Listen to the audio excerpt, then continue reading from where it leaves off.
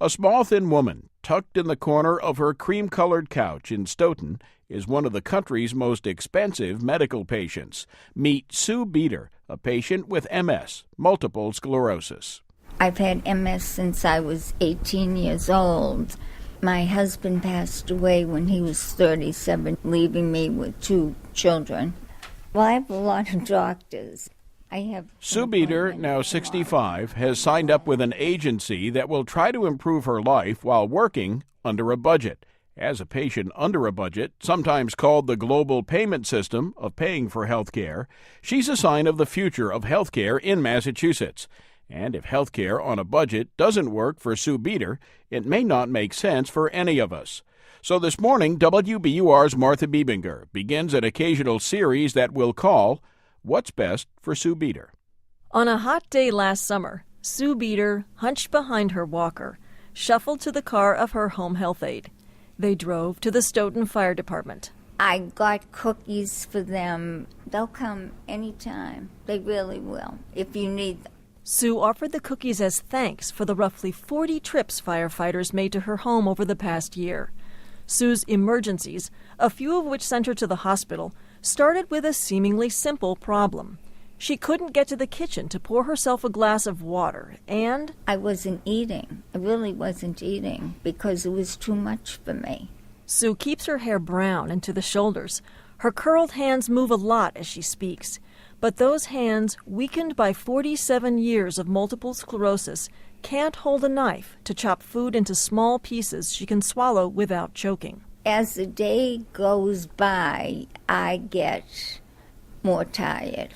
Many days, Sue would not eat until her 93-year-old mother or a home health aide made dinner for her. If she stood up to walk to the kitchen or bathroom, she often wouldn't make it. I'd be standing here trying to walk to the bathroom, and I would just fall. I would call my children. See, I have the lifeline, thank God. And they were getting angry with me, and they wanted me to go someplace. But I'm happy here. This is my home. So I always needed the ambulance to get me up. Emergency crews from the fire department would check Sue for injuries, pick her up off the bathroom, kitchen, or living room floor, sometimes cleaning her up, and place her in a chair where she would go back to waiting for dinner. So right away, within the first 5 minutes of meeting Sue, I knew that things had to change. Enter Judy Tremblay. She's a nurse at an agency Sue signed up with last fall. Judy remembers arriving at the front door of Sue's neat 2-bedroom home. She had told me to come in, and her voice was sort of far away, and she was down in the bathroom. I couldn't pick up my pants. Judy helped Sue pull up her pants, make sure she was in a comfortable chair, and launched an investigation of Sue's home.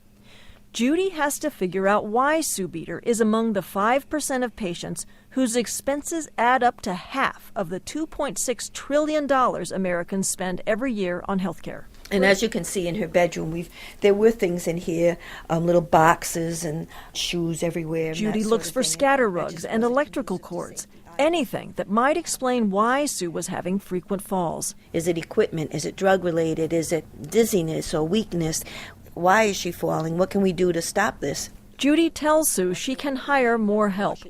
The nurse creates a minute-by-minute plan for Sue's care. Grooming, she gets 5 minutes a day where she'd have her hair combed to make sure she's brushing her teeth, that sort of thing, her nails. 10 minutes for dressing twice a day to put on her Judy's clothes. mission is to see if spending money up front on handrails in the bathroom, better home care, taxi rides to the doctor's office, and many more services will help Sue stay healthy and help the government save money on her care. We keep people out of nursing homes and hospitals. But Judy and Senior Whole Health are taking a gamble. They'll try to provide all of Sue's care for 20% less than the almost $7,000 a month that Medicare and Medicaid were spending on Sue before she signed up with the agency. In return, Senior Whole Health gets a lump sum payment from the 2 government programs and gets to decide how best to spend money on Sue.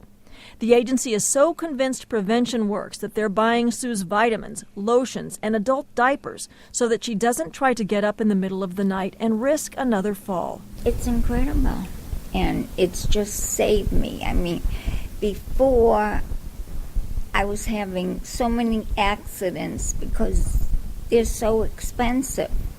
This wasn't just a financial decision. It was a decision to keep her safe because we didn't want her climbing out of bed in the middle of the night and she'd be more at risk for falling. If all goes well, Sue will live happily at home, the government will save money, and Senior Whole Health won't lose money paying for her care. We'll let you know how it goes.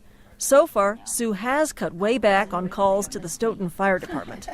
I just wonder if they miss me. I mean, I used to call them a lot. But, Jen, my life is better, isn't it?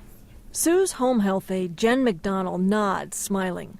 Sue's 911 calls haven't stopped altogether.